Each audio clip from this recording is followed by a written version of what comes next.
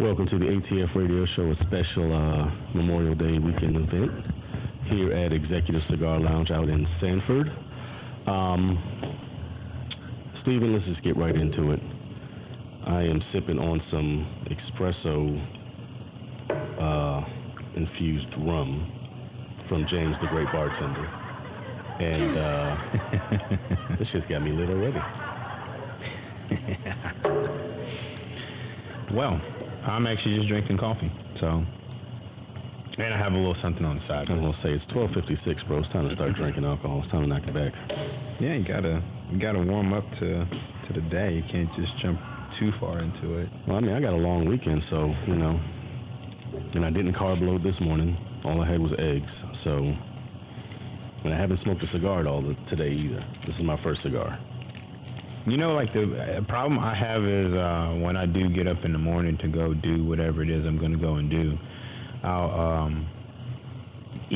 I'll smoke something, but when I smoke something, I'm almost kind of like, do I really need to smoke anything right now? Because it doesn't end up being as good as I like it to be. And usually it's something that I left out on the porch, so I don't start something fresh yet. I usually want to wait until I actually am going to be able to sit and enjoy it rather than wait for it to burn out, go relight it, burn out, relight it, all that stuff. So, all right. I'm going to go ahead and start up this Series N that I've been waiting on. I got it like a month ago, and I've been letting it rest. So, one of my favorite cigars that I don't find too often. So I did do the Yellowstone event last week. Yeah, how was that? Executive, and it was ridiculous.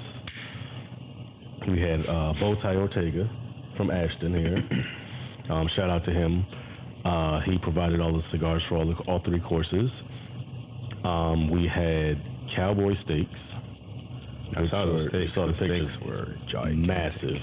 What's so funny about the pictures of the steaks were that I saw Art's picture, and I'm thinking, it's a decent sized steak. But what I did not realize until we were here that day, when we came earlier this week to smoke, is that was a big plate. Oh, that was a massive plate. The plate was huge, so it wasn't like even it was a tiny steak. I think the plate was like a 16-inch plate. Yeah, that steak was gigantic. Yeah, and the steak. See, the pictures don't do it justice because the steak was at least 1.5 to 2 inches thick. Like, that was a thick cut. Like, I didn't even eat it all. I took it home. I had it for breakfast the next day with scrambled eggs. That's the best another way. Cigar, and that was it. But yeah. But and then the Yellowstone itself was amazing. It was so good. I got 2 bottles of it, and I got them signed. We tried that before. We tried it before he got the barrel. Oh yeah, that was barrel fire. I remember when he let us sample it.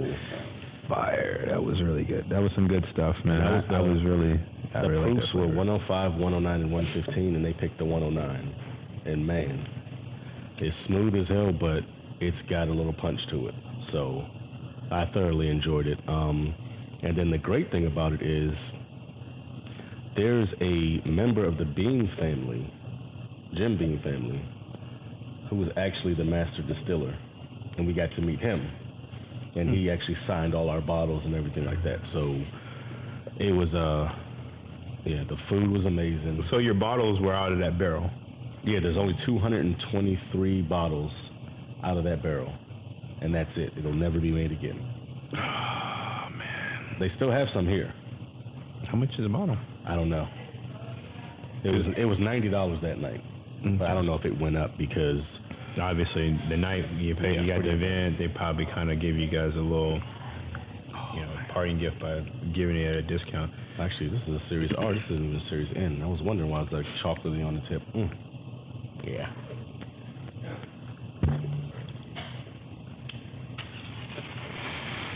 Yeah, that was really good. I really enjoyed that. I didn't realize that.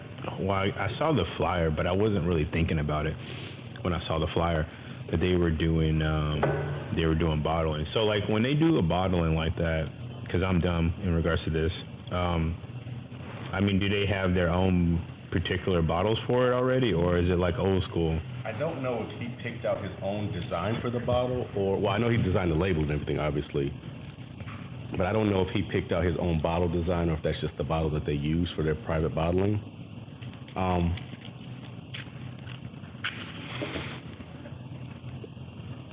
Most places that I know will use a separate bottle for distinction, but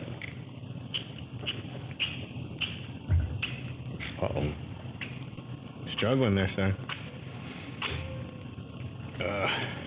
I refuse to use a lighter today.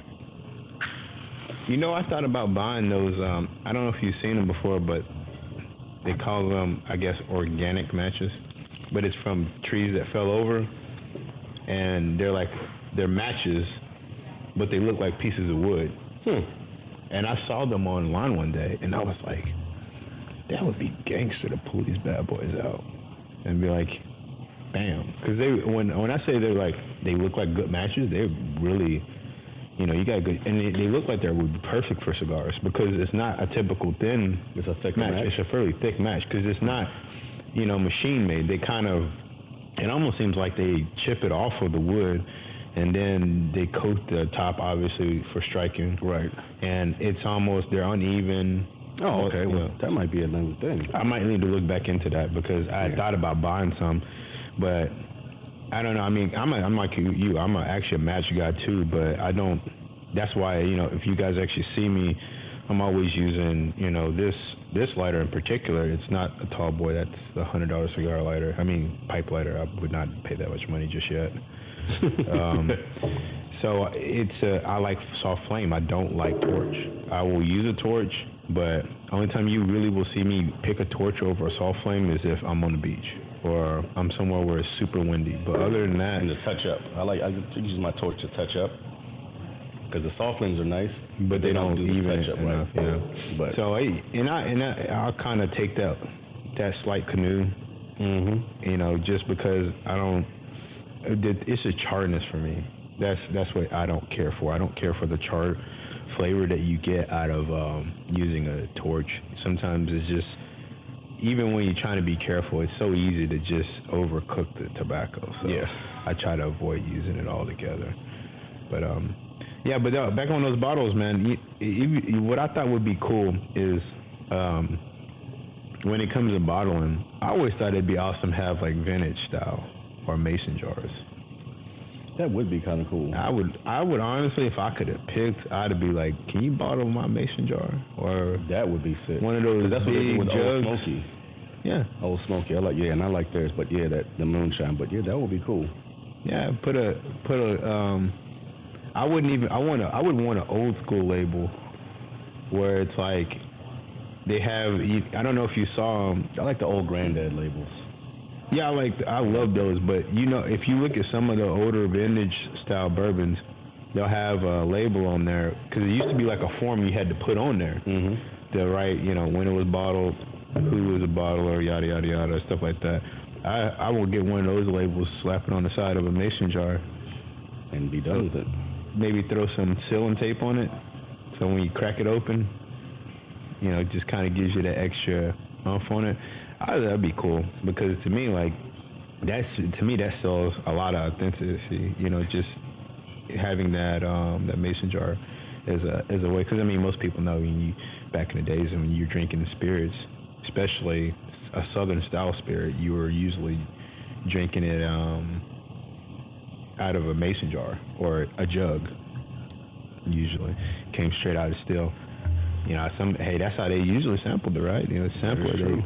They're gonna pour it in a mason jar, give it a good sip, sit and look at it. Especially to look at it. I remember one guy was telling me that when they used to make stuff like that, like moonshine, that's how they can tell. They can look at it better. They put it in a mason jar. They hold it up, get that clarity, see if the clarity's good. Apparently, that was like the best glass they usually can get was mason jars. This is trippy. I'm on here on my personal Facebook watching this, and subtitles. It's automatic subtitles. That's crazy, right? I didn't even realize that. I'm like, oh shit. Did it even spell out the bad words? Let's see. Motherfucker. Oh, it's on delay. So, oh, here it is. Person Facebook and Don't mind us. We're just being weird. no, I blacked it out. Oh, bleep, bleep, bleep, bleep, bleep, bleep. All right. That's funny. I find that to be hilarious. The fact that somebody would go through the purpose of actually writing, well, they ain't write it down, obviously. It's actually a computer program that does it. So Yeah, it's pretty cool. they think it's like write out my words. That means I mean something to somebody. I'm important. I'm important. Last time Shout we out saw to, each other. Oh, go ahead. Yeah. Go ahead. You go. Shout out to Sir Shirts and Shoes. He's somewhere getting a tan, Sinning. sinning and grinning, definitely smoking a cigar. Yeah. I did smoke one of those house blends he gave me from Grand Cathedral, and bro, that thing blew my mind. I still like the other one better. I liked it, but I did like it. But I actually, for whatever reason, I like the other one better. Whatever that recipe is, it's got, and you're gonna think I'm crazy for saying this, but it's definitely got stalk cut Virginia tobacco in it.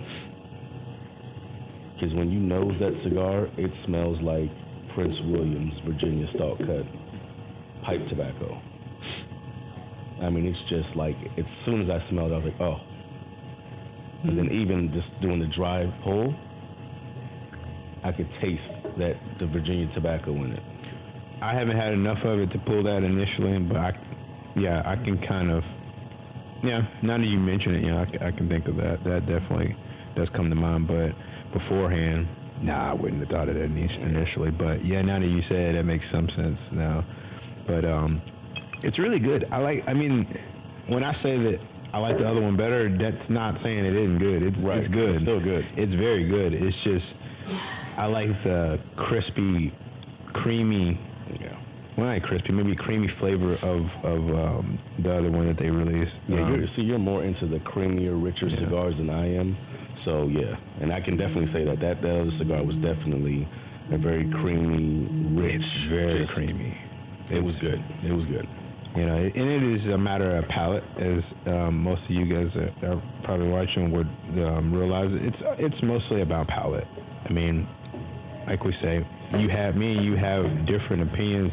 We know what good is, but our value, how we rank each of them, will vary based on our particular palates. Because I know I'm definitely not. I like the harsh stuff, but I'm not a big fan of it. I think. Yeah, I love it.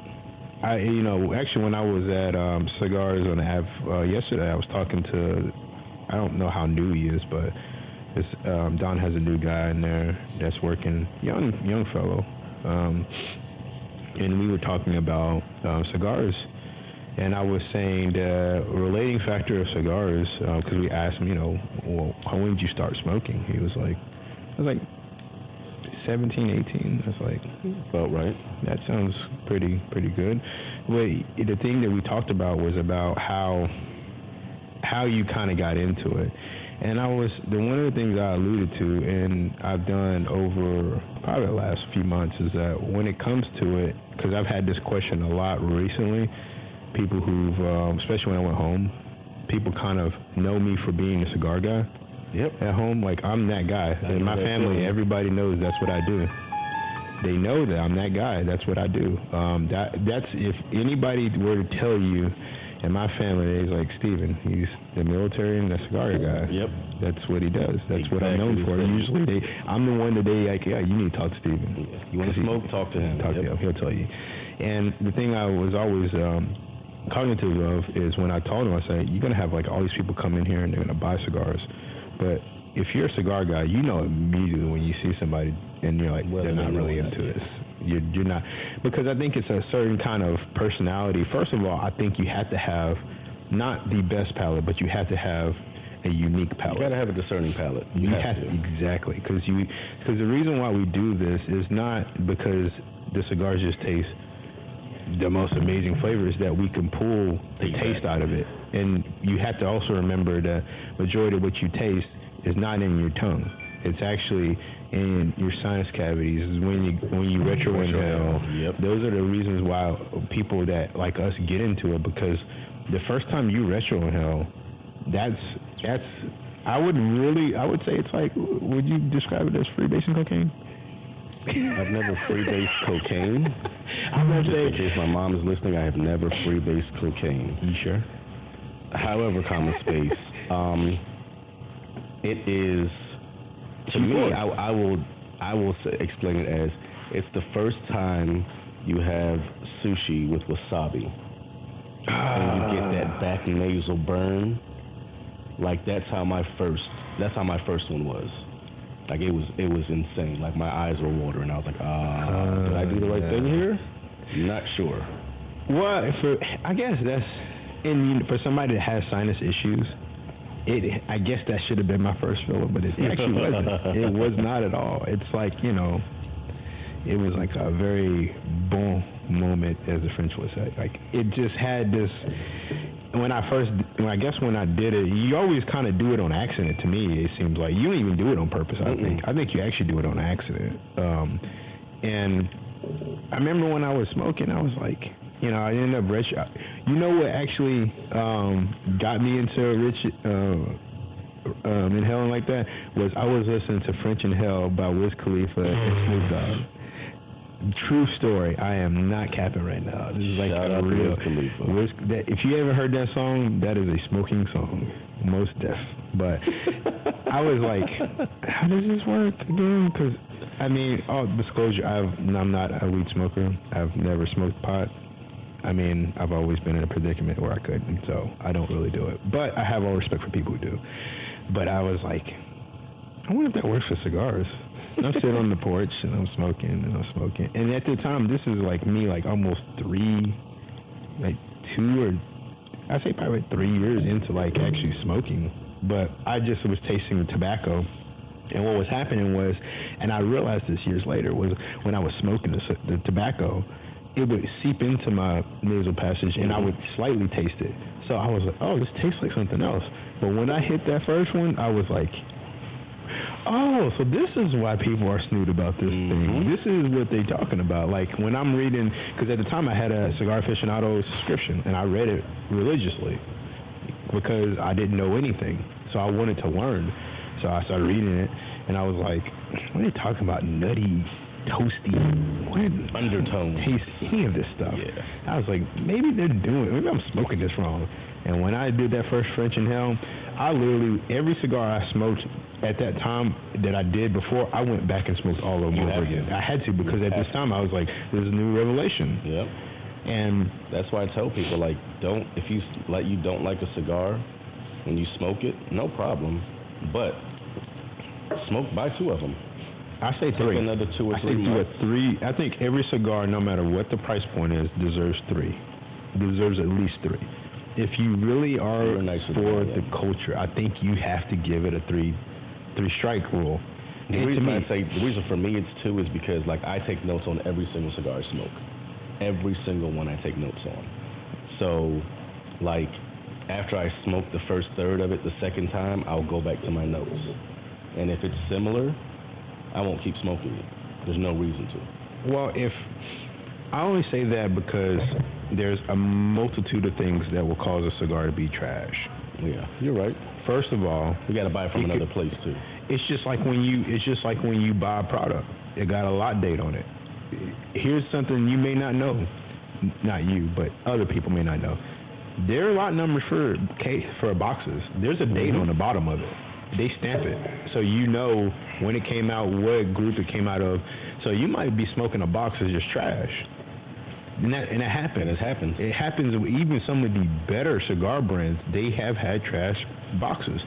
So when I think about it, I say, first of all, it could be a trash box. It could be a complete anomaly box. Second of all, it could have been my palate that day. Depending on what you ate before, especially when you eat eggs. And on top of that palate thing, I have sinus problems. So if I can taste, but I have enough congestion where I can't taste properly, I'm not tasting everything. Because there's a lot of cigars that give you small notes. And when I say small, it's like notes. If you really when I'm by myself and I'm not here, or hanging out with anybody, when I smoke outside and I'm trying something for the first time, you almost think that I'm having a seizure or something. Like, I'm not doing anything. Like, I'll take in smoke, I'll hold it, and I'll slowly pull it out of my nose. I might even close my eyes sometimes, and most of it is just to concentrate on what I'm tasting. And if I'll taste a certain note that's really hint, like a small hint, at that whole point, I'll probably smoke the first half of the cigar trying to find that note again and figuring out what it is, because I don't know every taste or flavor in the tree or it's actually in the wheel, but I know what it makes me feel like and where I've heard it or smelt it or whatever the case may be. So sometimes I'll smoke something and I'll do that. I'll just sit there and smoke it, and I'll have like, this tastes unique, and I'll just do that. But yeah, I was telling, because we definitely, I didn't realize I went way out of the way, but but I would to circle back around, get these carts right back around on this. When I was talking to a dude, I was like, I think you had to have a good palate. You had to be willing to try things, and you can't just be into cigars for the bravado of being a cool dude. Yeah. It don't work like that. First of all, it's too expensive to do that. It's not worth it in price. It's not a hobby, it's a lifestyle. It's a lifestyle, it's culture. And the thing about cigars brings you to the next big thing. If you're in a lounge, you feel almost compelled to talk to somebody.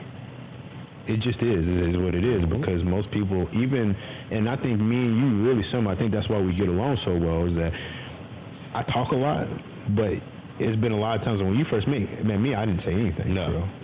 Because I'm watching the room, and I'm gauging what these people are talking about, and if what I'm going to say is going to be adding to or taking away.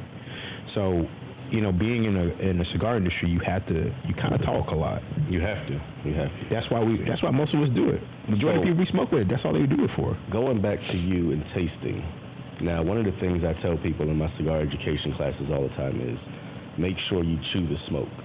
Do you chew your smoke? Not when I taste it for the first time. Typically, the cigars I chew the most, I have to, when I chew a cigar, usually when I'm chewing cigars, it's because there's something in that tobacco that has convinced me to chew on it, or it's a cigar that I've smoked a lot and I know that I get something out of the chew.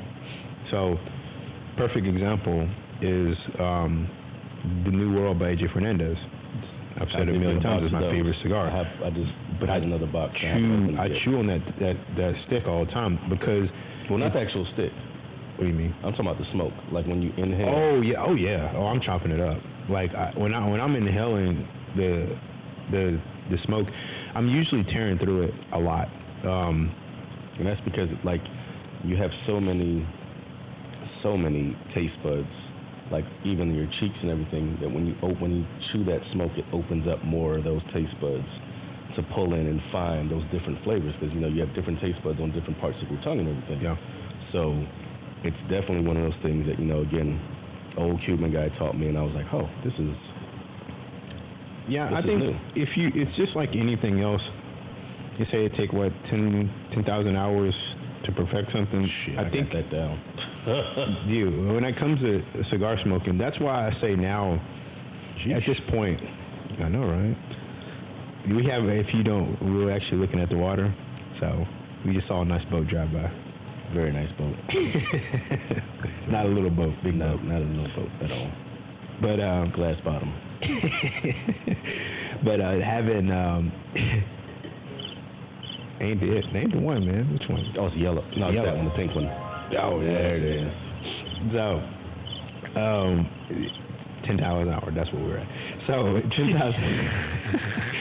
10,000 hours of something. And I think like even before, I used to smoke a lot, but I'm not really quick to call myself a professional. I don't even call myself a professional now. I tell them I'm just a guy that smokes cigars. I know what I've had before, and I can tell you based on my experience so far, but I can't tell you anything else. But now, at this point in time, I can tear through a cigar and tell you if it's good or not. Oh, yeah. But it's always going to be, I'm going to always say it's always based on my opinion. It's not going to be based on anything other than just opinion, because we all have different opinions, we have different palates. Yeah, but all cigars are subjective anyway, Exactly. because, again, like for example, Opus X. Not a fan of it at all. And that's just my palate. My palate and Opus don't get along. The only Opus I love, and it's probably one of my top 5, is the Lost City Lancero. That's just, and I talk about it all the time because it sticks out that much. Well, see, for me, it's the price for me. Here's my problem when it comes to cigars, in the world of cigars, is that I do understand that there's a stringent process to make something perfect. I'm not downplaying that at all. But it's kind of like when it comes to shoes, in the shoe game. They put this certain expectation to a product, and then they make it very rare, and they make an enormously high price for it. So when you get it, you expect perfection. If you're going to make me pay, what's a minimum, like 20? Just about 20 about something, 18, 20 something a stick. Like even this Ashton that I got, it's like 22 a stick. To me, like, was that the ESG or the BSG? It's honestly, I only bought it because I haven't had one in a really long time. The ESG 21 is probably another one of my favorite Habano sticks. It is just, I don't know. And with the Opus line is that it's not, to me, it's not good enough. To me, and that may be like being crass to say that, but I mean it, man. It's just subjective. It's, in my opinion, it's just not good enough. But I wouldn't just like all the people I see online, and which online is a whole nother thing, because there's a lot of other aspects about online females that support it that I don't really like it, because I don't think it comes from a genuine place. Paid advertising. Exactly, because it's not. There's so many other great cigars that are, to me, better. And I think even the people who really like Opus would be honest and admit they're better. Like, I would, if you, one brand I will always say I'll never give people crap for smoking is Davidoff. If you just mess with Davidoff and you don't really mess with anything else, I can't say nothing about that, because it is a good line. Same thing with Padron. And Padron, I can't knock you for that. Just like, for a while, that's all Jerry smoked. And I would never knock Jerry for that, because it's a really good stick. But I just don't see the standard.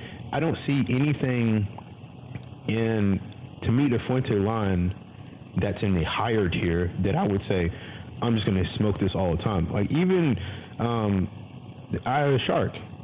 It's a great stick. It's phenomenal, but you got to remember, this is a stick that doesn't come out very often. Which is my problem. Which is my biggest problem with them. It's like, I get you want to keep the mystique and the hype, but in all honesty, like, let's just be real about it. This isn't tobacco that only grows once a year. This isn't tobacco easy to get that takes longer to harvest. Like, this is tobacco that you just feel is better, so you put a better markup on it, and you make this big stigma about it. Like, I hate the fact that it only comes out on Father's Day and at Christmas. Like, it's a great stick, right? For some people. Why not offer it all the time? Or just more often. Because, offer it 4 times a year. 4 times a year. Do seasonally. Because let's be real, nobody's going to buy. And I understand, I think it's more so marketing and money play, because they know that if they do it more than that, nobody's going to buy all the boxes. It's definitely marketing. Like, that's just... But the reality is that the way it's released now, go find one now. I mean, you got to find one in another 3 weeks. The next 3 weeks you will. I mean, I'm going to try to buy a box, because... And that's the thing is that the cigar is really good. But the only reason why I'm going to actually probably buy a box is because I know come later on in the year, I'm not going to find it anymore. That's the only cigar other than Padron that I will spend over $300 on a box of 10 cigars. But it's really good. Because that Lost City Lancero is $35 a stick, and it comes in a box of 10. But it's worth it. Same thing with like my Padron Maduro 80 year. It comes in a box of 8. It's $35 a stick. Like, it's not a cheap price, you know what I'm saying? And you're paying $200 or $310 after tax, but just about for that box. Yeah. But again, you're paying for the quality. So on one hand, I do understand the quality aspect of it. I just don't like the way that it's marketed as it's this elusive cigar. Like, it should not be an elusive cigar. Yeah. What it is it's a good. it's a good cigar. It's a good quality cigar. It's well made. It's well constructed.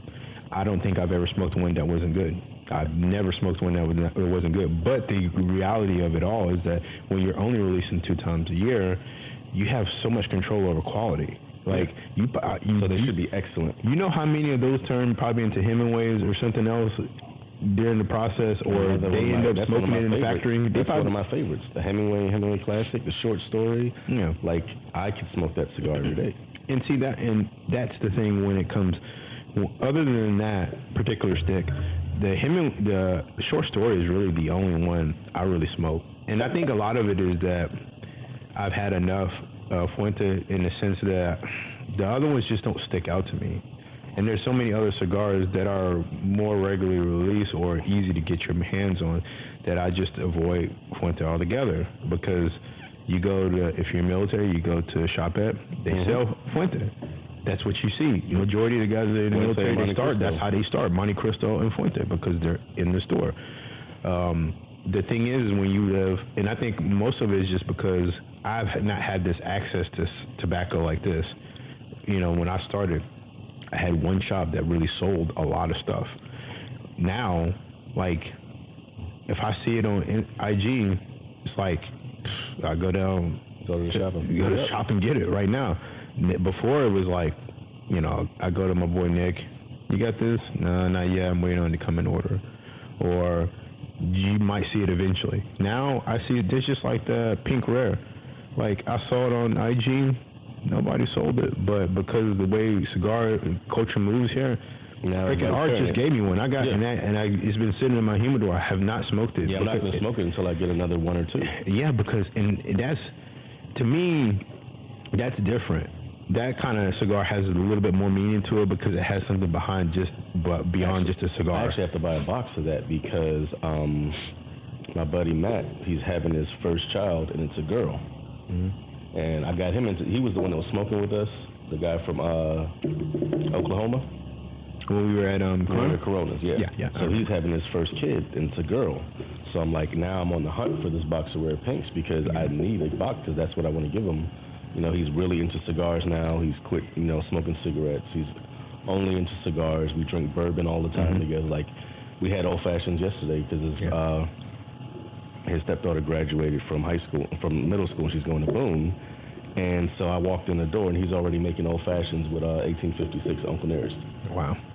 And then after that, he makes old fashions with Basil Hayden Dark Rye. So, and then we sat outside. I gave him the Xenon Platinum. And he was like, man, how much does this cigar cost? I was like, you don't want to know. They got a Nicaragua that they just released, the yellow label. I smoked it yesterday. And it was, I've been seeing it online a lot. It came to me first in small batch cigars. They were trying to sell it. And I saw the price. I was like, wow, this is really cheap. But it's everywhere for some reason. And I see these people, Sanj had it on his site. He was trying to sell it. And I was like, how good is this for real? I mean, everybody seemed to have it. And I saw that Don had it. So I grabbed it. They had the small, I think it was like Toro. It's really short. It's extremely short. It's really, truth of the matter, it's like maybe a 15-minute smoke. Because after you get halfway through, you can't smoke it no more. And shockingly, it's actually a good cigar. For a $6 cigar, it's actually not a bad cigar at all. It's a good price point, too, so you can't argue with that. And it wasn't bad, it gets bitter fast, and it's so short. But I'm probably going to go with something like a Robusto, something a little longer to try to get, because that, between the funneling at the end, concentrating that flavor, and also the, between that. On a Toro? I didn't see one. Okay. I didn't see one. The only one they had is that really short one, and it was like it was like a Perfecto that was already cut because it was really short. Yeah. And I think it's mostly what I think it is to bring you in. Yeah. It's like if you buy this cheap cigar and you just like how I smoke it and I kind of like it, I might buy it. Now you'll invest in more other cigars from them. Well, and I think I would say at minimal. It would be something I wouldn't mind having in my humidor, and I might just smoke on a walk if I'm walking a dog or something, I probably would smoke it. But is it like phenomenal? No, but it's not bad. It's a pretty decent smoke, and with the price point, it's actually a great smoke for the price point. And that's like Tatuaje came out with one. It was like a petite Corona, but a little bigger ring gauge, and it was called a Tatuaje Tattoo. Yeah, I had that one. And that was a $5 cigar, and that is an amazing cigar for the price. I mean, Pete Johnson puts out amazing product anyway all the time, but that was one of those cigars, and it came in a box of 50, and it was just such a good cigar. Like, I used to buy them by the box all the time because I'm like, this is a 20-30 minute smoke at best, but you know, when me and the fellows are hanging out, like, hey, let's just have a quick smoke real quick, and that was it. That number 2 Boulevard that the American release is actually, it's gotten to be a better smoke because out of that batch that I bought, it's been sitting in my humidor, and it's actually really good. Yeah, it's got to rest a while. It just needed some time to rest because I smoked one yesterday, and I was thinking, it's gonna be all right, nothing special. And then I started smoking. I was like, this is actually pretty good now. Like it developed more really characteristics. Well. But then again, I will give them credit to what it's sitting on top of. It's sitting on some pretty good stuff. There's some good stuff sitting in that humidor, and as it gets bare, the stuff that's left over is usually the stuff I don't want to smoke. Right. It's just sitting there because I will smoke it eventually, but it's not. You don't have enough of it to smoke something. Yeah, so it's like it isn't good enough to put in a Tupperware. I already have something like that in a Tupperware, but it's not.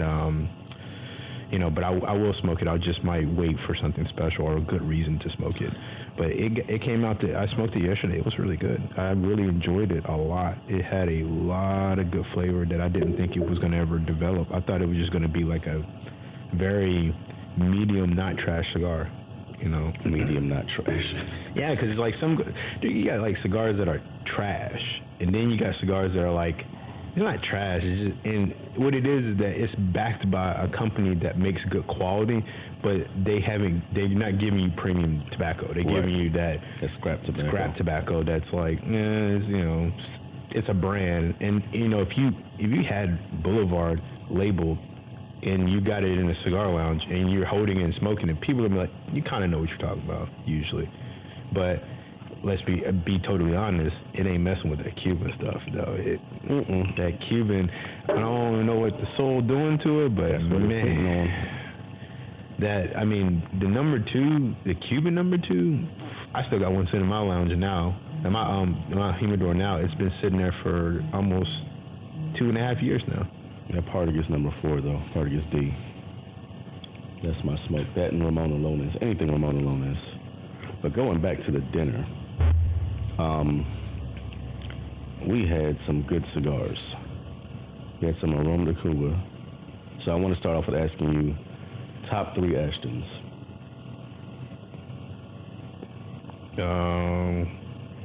Symmetry. But the only reason why I'll say Symmetry back when Symmetry was the hot stuff, because the first batch that they were doing was a good stick. It was a very good stick. It had a good balance. The name is very unique for what it is because it kind of is almost how it is on the foot is how it is at the end. It never really changes into something you don't like. It's a very good stick.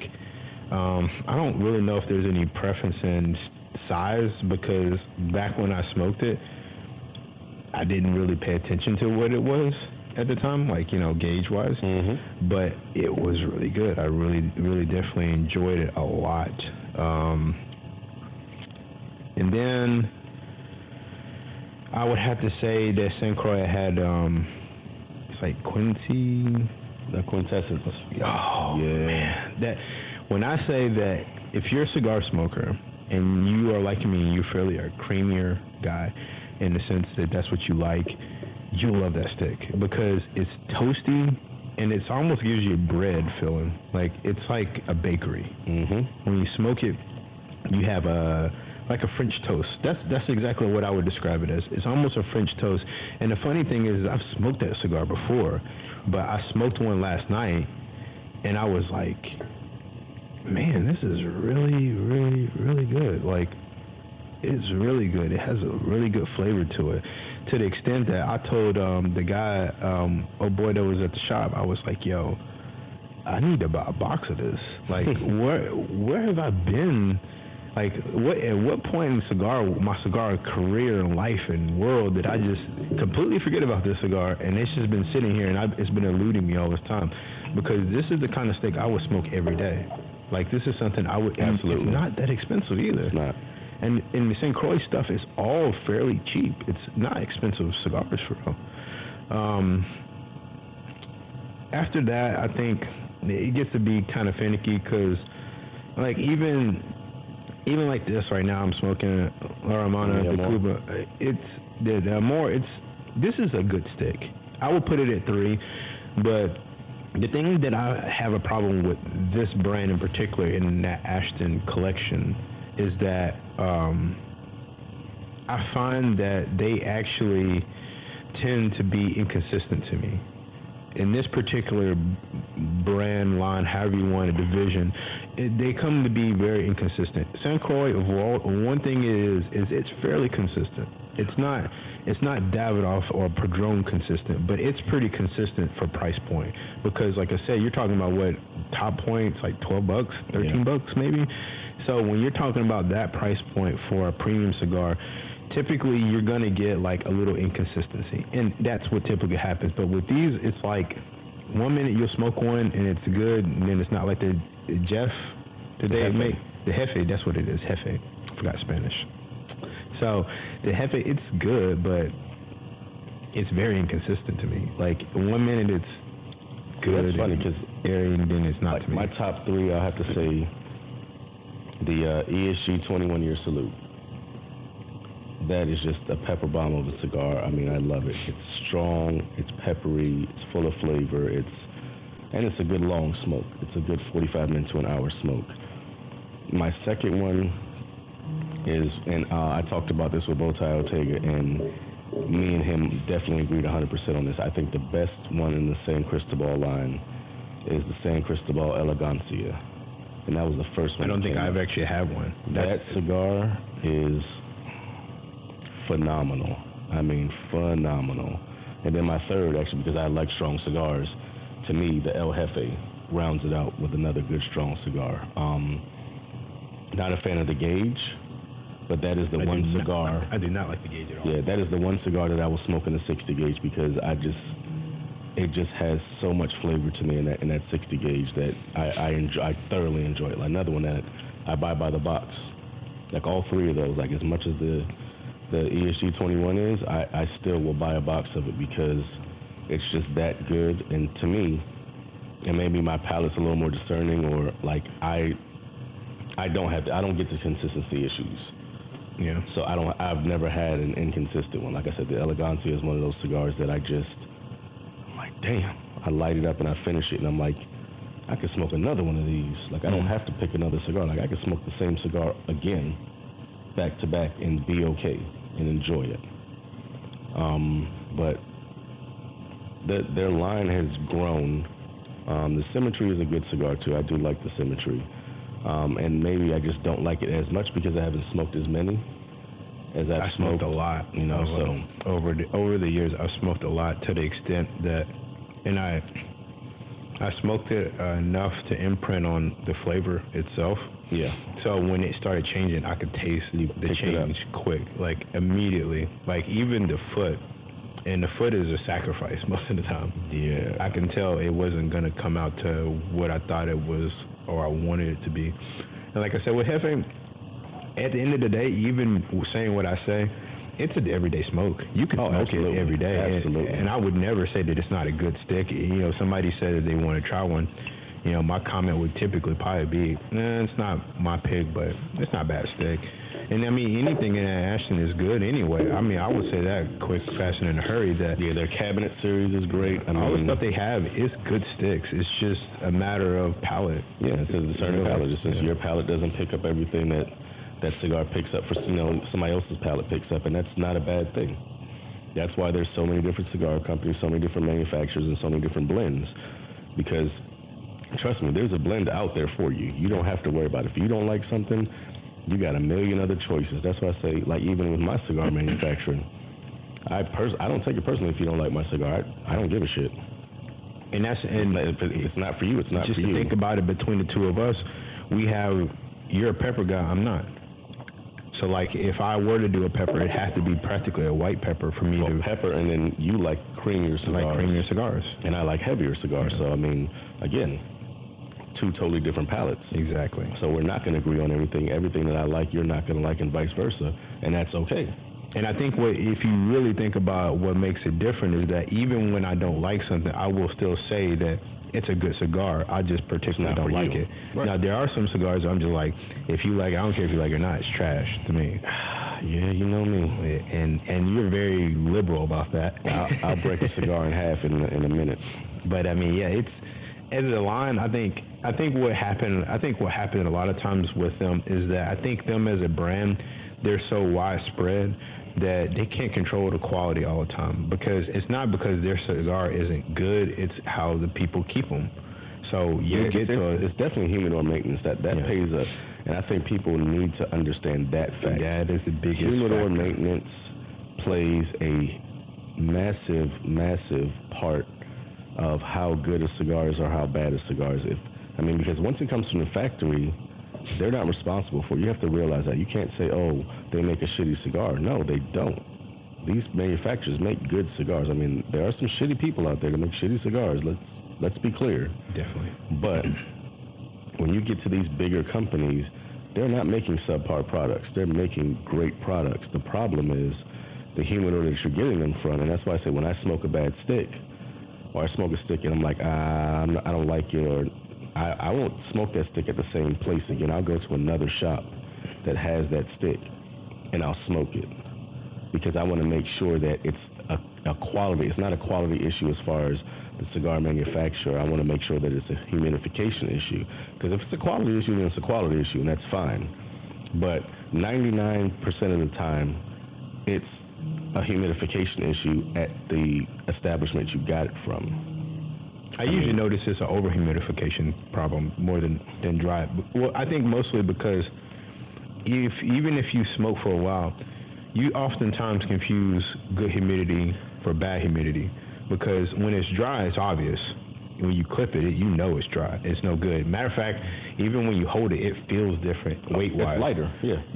But when you get something that's over-humidified, you assume because it plays a lot that's dense. Not a problem, but it's supposed to be dense. It's supposed to be kind of hard, right? But it's supposed to feel heavier, and I think sometimes you get that confusion. Second of all, go ahead.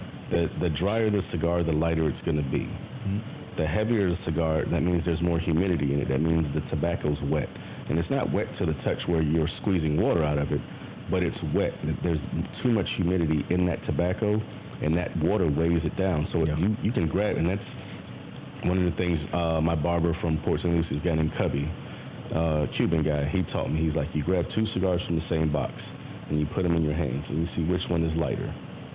He said, because sometimes they're over-humidified, and the problem with that is a lot of guys who own cigar shops, they don't rotate their merchandise. They keep the same thing in the same place all the time.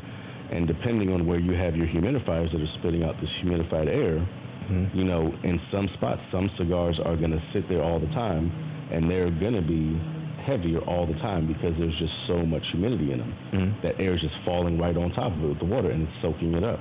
Yeah. Whereas the ones who are farther away from the humidification are denser, they're drier because of that. So that's another thing. It's like, I know where my stick is, and that's great, but you either got to rotate the stock or you got to rotate the humidification unit, because you want to make sure that all times you're getting the exact same humidity in a humidor. And it's hard to do. Don't get me wrong. It's not something that's like a simple thing to do. It's science. Like even just your positioning and how the spray pattern is, how wide of a spray pattern, how often it's putting out humidified air. All of that plays a part into it. So don't just think that, they're just not doing their job. Some people are. It's just it's a hard thing to figure out. Especially as you get a bigger humidor, it gets to be more complicated, mm-hmm. because the thing about, and I know a lot of people want to go into a shop and see a humongous humidor, but that's a lot of maintenance to keep up. The reality of it, you got to we're not even talking about the stock aspect of it. We're just talking about making sure they don't get dry or too humidified. That's a lot to do. And then even the back stock, you got to remember, even though there's some of them are sealed in cellophane, some of them are not still got to sealed. be sitting somewhere. So they're taking up humidity. That wood is sucking up the humidity too. So you got to realize that. Like, so understand that your cigar shops that you go to, they're not necessarily doing a bad job. It's just that, you know, their rotation is just not on the right schedule. So that's why. And that's why, like, you know, I'll buy cigars from someplace and I know their humidity is a little off, but I'll buy them and then I'll just put them in my humidor. Yeah. And what comes up to, when you talk about soaking up wood, comes up to my next issue that you typically will find. It's probably the most notable thing, is if you go to a shop and when you walk in, if you don't walk in the shop and you walk inside of that humidor, if it doesn't make you say, man, it smells like a great, like, barn of tobacco, Walk out. walk out. If it, first of all, if it's neutral, that's still a problem. If it has a funky smell, you don't want that, because you have to remember, this is a plant. It's dead technically, but it's still a sponge, and leaves are sponges. When they are exposed to things, that's like when I was talking to you about my humidor. My humidor used to have there's like an Indian cut style cigar by Don Collins from Puerto Rico. It's when the cigar is made, they get the binder and they take the wrapper and they let it sit and rum. While it's still wet, they roll the tobacco and then they let it sit and air dry. So it has like this vanilla rummish flavor to it. That flavor sat in the humidor for like 6 months without being opened or touched or anything. So for eternity, my humidor will smell like that. So every cigar that goes in there gets a little bit of that touch, and the longer it sits in there, the more it soaks it up. So when you have that funky water smell, that is going into your tobacco. So when you're actually smoking it, you're actually tasting that. That's what you're tasting. And sometimes when you smoke it, and there's nothing wrong with a mineral flavor, because some tobacco is supposed to have a mineral flavor to it. But when it has that, like, that gray water, that's, if you smell gray water, dishwater, do not know, you don't want that. And that's why water is so important in the humidification process of a lounge. And that's why it has to be distilled water. You cannot use tap water because of all the mold. mineral impurities. You have to get use mold. distilled water. It's not even a maybe. It's going to happen. If you have it in a humidor, where someone's, like a humidor where they're selling cigars, it's going to get mold. It's not maybe, it is. It's going to happen. When I was working in the shops, I'd have guys come in like, oh, my whole thing is molded up. I'm like, what are you using for your humidification beads? Oh, I just use regular tap water. Like, no, I told you when you bought this, this is going to take distilled water. You cannot have any mineral impurities at all in it. And it's not even expensive. Mold. It's really not. You buy it's $1 a gallon. It's 89 cents a gallon. I'm still using the same jug I got like almost a year ago. Yeah. But I'm also using Bovita too. So I'm mixing, matching Bovita too, even it out. If you got a Tupperware, use Bovita or the beads that you were talking about, because the beads hold humidity really well. And I like the only reason I like the Bovitas over the beads is because it takes a lot more beads, and you have to be watching that humidor weekly and moving stuff around. With the Bovita, it's a two-way system. So if there's too much humidity, it'll take it away. And those packs are set up that way. So if your humidity is at 69 and your humidor is now at, like, let's say 71 degrees humidity, it's going to pull that humidity back into the pack and swell that pack up a little bit more so that it's back to the true 69. Whereas with the beads, and they will pull it back too, but not as much and not as good. The science is in Boveda. Like, don't get me wrong. Yeah. Like, yes, sometimes it can be expensive. It's worth it though. I think it's worth it as a brand, because I put it in my Tupperware, Look how and I don't even look at it. I don't bother it. What do you spend on cigars? Way too much to not use something like that. Exactly. And it's like great. It's like cooking. Do you go buy pans and pots from Walmart? Yeah. Or, do you go to Crate and Barrel or what's that other store? What's that other one? The black and white. Williams-Sonoma? Williams-Sonoma. Where do you go? Or do you go to Macy's? You got to go, if you want to cook quality food and get a quality product out of it, you have the right tools. And the thing is, like I said, I would recommend, if you're gonna do like a Tupperware or anything like that. The reason why I like Tupperware personally is nothing against having all the other things, but it's a low cost version to bulk store. Absolutely. And it's clear. So all I do is lift it up, I got a gauge in there, and it's a digital gauge. I look at it up. If it's long as it's not ridiculously high humidity or it isn't plummeting, I don't touch it. And that Boveda package just works. I use the Boveda Bluetooth ones, and there's an app. So I just throw it in there, and it'll alert me. That's what Miguel, when one of my I went to the wedding in Puerto Rico. He was saying, use the Butler, and I was like, I might. I mean, I got to get my stock up more. It's worth it because, like, it's an automatic thing. So as long as it's connected to the Bluetooth and the Wi-Fi, like, you'll get an alert. Yeah. So you know when you gotta address it. So you don't have to worry about, like, keep checking, because all you gotta do is open the app on your phone. You're like, oh, this Tupperware, this humidor is running low. I gotta get ready to change the pack out. You know?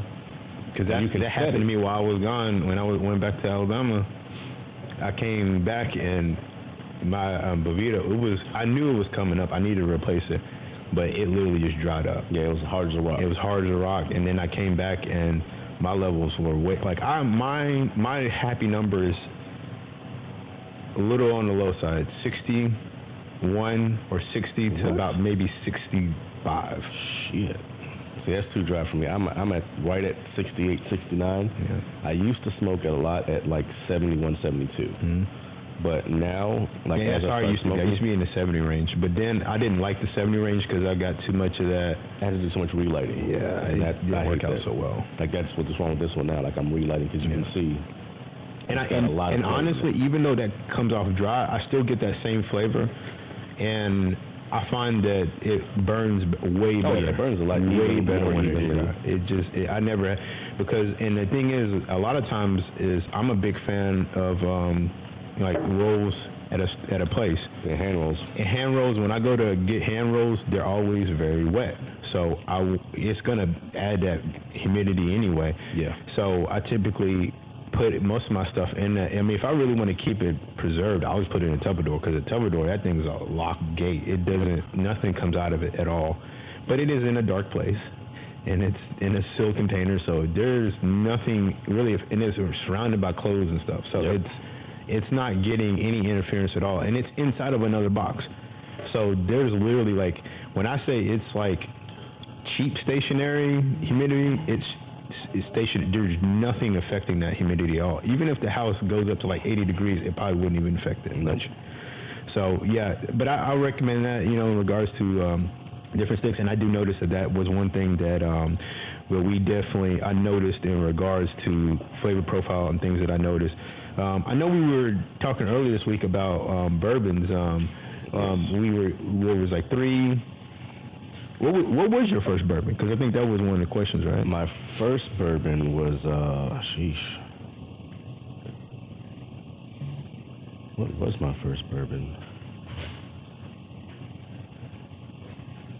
That long ago, right? Yeah. So many moons ago. Yeah, it's been a while.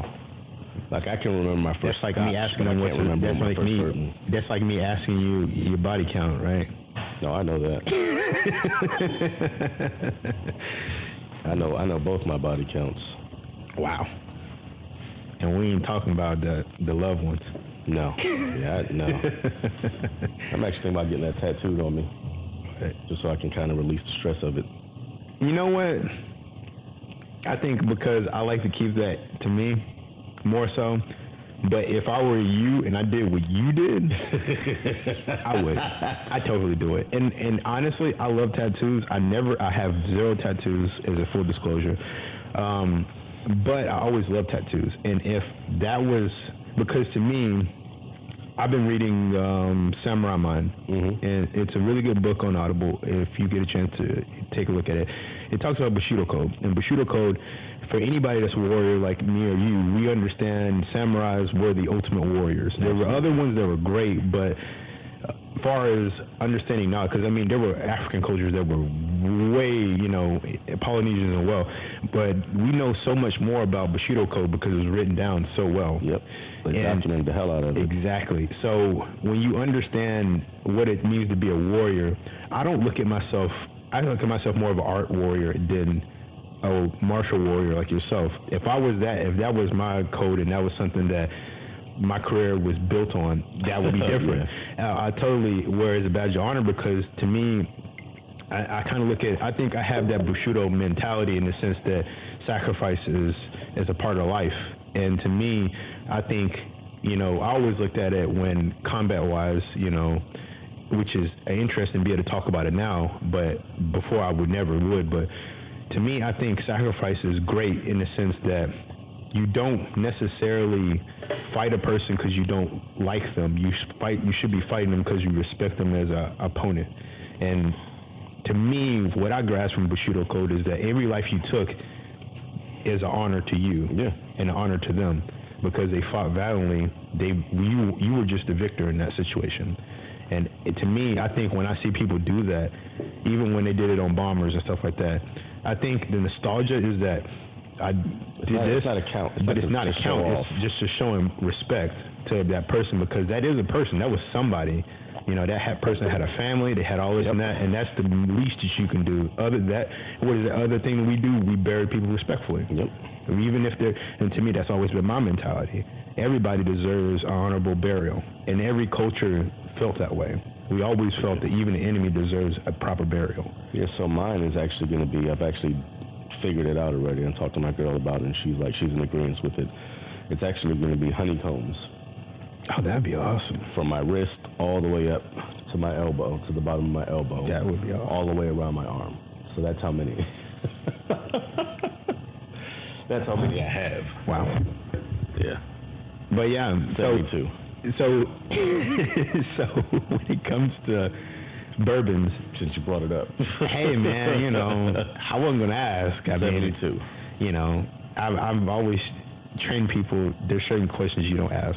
It's okay to talk about it because we know each other. And if somebody talked to me about it, and I was like, I wouldn't talk about it. It happened, but it's just like when we talk about stuff like that.